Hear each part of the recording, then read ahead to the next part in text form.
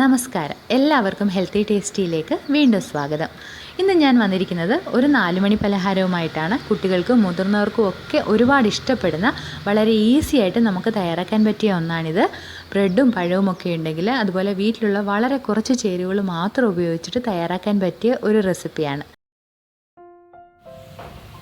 ഇത് തയ്യാറാക്കുവാനായിട്ട് ഞാനിവിടെ ഒരു 4 വലിയ കഷ്ണം ബ്രെഡാണ് എടുത്തിരിക്കുന്നത്. പിന്നെ എടുത്തിരിക്കുന്നത് നന്നായിട്ട് പഴുത്ത ഒരു ഏത്തപ്പഴമാണ്.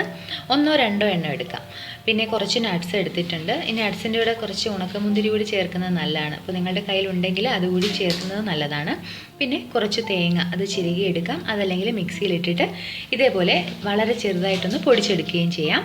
അപ്പോൾ ഇത്രയും സാധനങ്ങളാണ് ഞാൻ എടുത്തിരിക്കുന്നത്. 1 സ്പൂൺ പഞ്ചസാര, ഒരു 2-3 ഏലക്ക കൂടി ചേർത്തിട്ടൊന്ന് പൊടിച്ചെടുത്തതാണ്. അപ്പോൾ ഈ ഏലക്ക ചേർക്കണമെന്ന് നിർബന്ധമൊന്നുമില്ല, അതുപോലെ കൂടുതൽ മധുരം ഇതിലേക്ക് ചേർക്കണമെന്ന് നിർബന്ധമില്ല. കാരണം ഈ ബ്രെഡിനും അതുപോലെ നമ്മൾ ചേർക്കുന്ന ഏത്തപ്പഴത്തിലൊക്കെ മധുരം ഉണ്ടല്ലോ, അത് ആവശ്യമുണ്ടെങ്കിൽ മാത്രം പഞ്ചസാര ചേർത്ത് കൊടുത്താൽ മതി. അപ്പോൾ ഇതുപോലെ പഞ്ചസാര ഞാൻ ഒന്ന് പൊടിച്ചെടുത്തിട്ടുണ്ട്. അത് ഏലക്ക ചേർക്കുന്നതുകൊണ്ട് മാത്രമാണ്. ഈ പഞ്ചസാരയിലേക്ക് തന്നെ നമ്മൾ എടുത്തു വെച്ചിരിക്കുന്ന ബ്രെഡ് ചെറിയ കഷ്ണങ്ങളാക്കി ഇട്ടിട്ട് നമുക്കൊന്ന് പൊടിച്ചെടുക്കാം. ഇനി നമുക്ക് നല്ല തരിതരിയായി വരുന്നത് പോലെ ഒന്ന് പൊടിച്ചെടുക്കാം. ബ്രെഡ് നമ്മൾ പൊടിച്ചെടുത്തിട്ടുണ്ട്, പെട്ടെന്ന് തന്നെ പൊടിഞ്ഞ് കിട്ടും. അപ്പോൾ ഞാൻ ആദ്യമേ പറഞ്ഞല്ലോ, നിങ്ങൾക്ക് മധുരം കുറച്ചുകൂടി വേണമെന്നുണ്ടെങ്കിൽ മാത്രം പഞ്ചസാരയും അതുപോലെ ഏലക്കയുടെ ടേസ്റ്റ് വേണമെന്നുണ്ടെങ്കിൽ ഏലക്കയും ചേർത്ത് കൊടുത്താൽ മതി. ഒരു പാത്രം ചൂടാകാൻ വെച്ചിട്ടുണ്ട്. ഇതിലേക്ക് 1 സ്പൂൺ നെയ്യ് ചേർത്ത് കൊടുത്തിട്ടുണ്ട്. വലിയ സ്പൂണിന് 1 സ്പൂൺ നെയ്യാണ് എടുത്തിരിക്കുന്നത്. ആദ്യം നമുക്ക് നട്ട്സ് ഒന്ന് വറുത്തെടുക്കാം. ഇഷ്ടമുള്ള നട്ട്സ് നിങ്ങൾക്ക് ഇതിലേക്ക് ചേർത്ത് കൊടുക്കാം, അതുപോലെ ഉണക്കമുന്തിരിയും ചേർത്ത് കൊടുക്കാം. ഇതൊരു ലൈറ്റ് ബ്രൗൺ കളർ ആകുന്ന സമയത്ത് നമുക്കിത് നെയ്യിൽ നിന്ന് മാറ്റാം. ചിരകി വെച്ചിരിക്കുന്ന തേങ്ങ നമുക്ക് ഇതിലേക്ക് ചേർത്തിട്ട് ഫ്രൈ ചെയ്തെടുക്കാം. ഒരുപാട് അങ്ങ് ഡാർക്ക് കളർ ആവണ്ട, ഇതിൻ്റെ വെള്ളമൊക്കെ ഒന്ന് വറ്റി ചെറുതായിട്ടൊന്ന് മൂത്ത് വന്നാൽ മതി.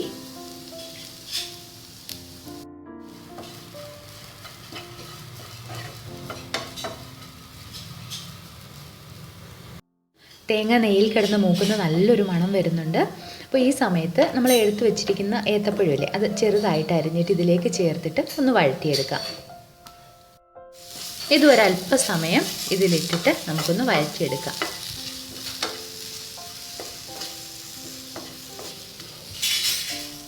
നന്നായിട്ടൊന്ന് ചൂടാവുമ്പോൾ തന്നെ ഇത് വെന്ത് വരുന്നുണ്ട്. നമ്മളിങ്ങനെ ഈ തവി വെച്ചിട്ട് ഇങ്ങനെ ഒന്ന് പ്രസ് ചെയ്യുന്ന സമയത്ത് ഉടഞ്ഞു വരുന്നുണ്ട്.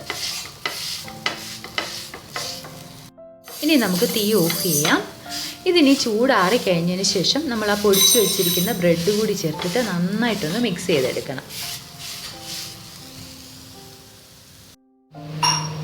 ചൂട് ഒരുവിധം ഒന്ന് ആറിയതിന് ശേഷം ആ പൊടിച്ച് വെച്ചിരുന്ന ബ്രെഡും അതുപോലെ നമ്മൾ ആ വറുത്തെടുത്ത നട്ട്സും ഇതിലേക്ക് ചേർത്ത് കൊടുത്തിട്ടുണ്ട്. നട്ട്സ് ഞാൻ ഒന്നുകൂടി ഒന്ന് ചെറുതായി ഒന്ന് പൊടിച്ചെടുത്തിട്ടുണ്ട്. ഇനി നമുക്ക് നന്നായിട്ടൊന്ന് മിക്സ് ചെയ്തെടുക്കാം. കൈകൊണ്ട് തന്നെ എല്ലാം കൂടി നന്നായിട്ടൊന്ന് യോജിച്ച് വരുന്നത് പോലെ ഇതൊന്ന് മിക്സ് ചെയ്തെടുക്കാം.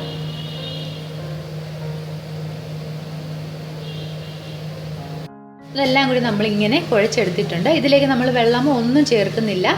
ആ ഒരു പഴം ചേർത്തതിൻ്റെ ഒരു നനവിൽ തന്നെ ഇത് നന്നായിട്ട് കുഴഞ്ഞു വരും. അമ്മ ഇതിൽ സംസാരിക്കുക, ഇതിനകത്ത് പറഞ്ഞു കൊടുക്കണ്ടായ. ഇതിനി നമ്മൾ ഫ്രൈ ചെയ്യുന്നുണ്ട്.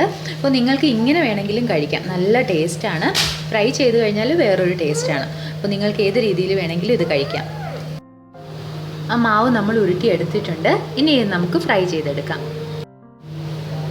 ഞാനിവിടെ ഉണ്ണിയപ്പം ഉണ്ടാക്കുന്ന പാത്രമാണ് എടുത്തിരിക്കുന്നത്. നിങ്ങൾക്ക് ഇതോ അല്ലെങ്കിൽ ചീനച്ചട്ടിയിലോ എണ്ണ ഒഴിച്ചിട്ട് ഇത് ഫ്രൈ ചെയ്തെടുക്കാം. എണ്ണ നന്നായിട്ട് ചൂടായി വരുമ്പോൾ നമുക്കിതിട്ട് ഫ്രൈ ചെയ്തെടുക്കാം. ഒരു മീഡിയം തീയിലിട്ടിട്ട് നമുക്കിത് ഫ്രൈ ചെയ്തെടുക്കാം.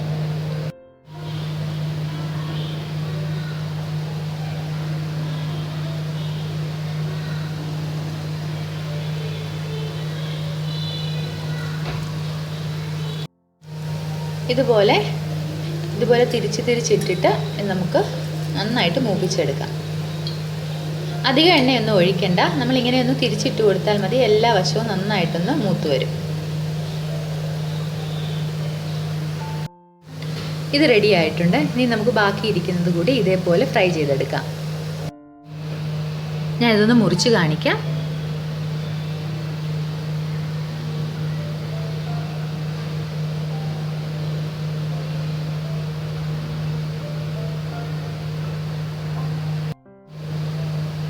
സൂപ്പർ ടേസ്റ്റാണ്.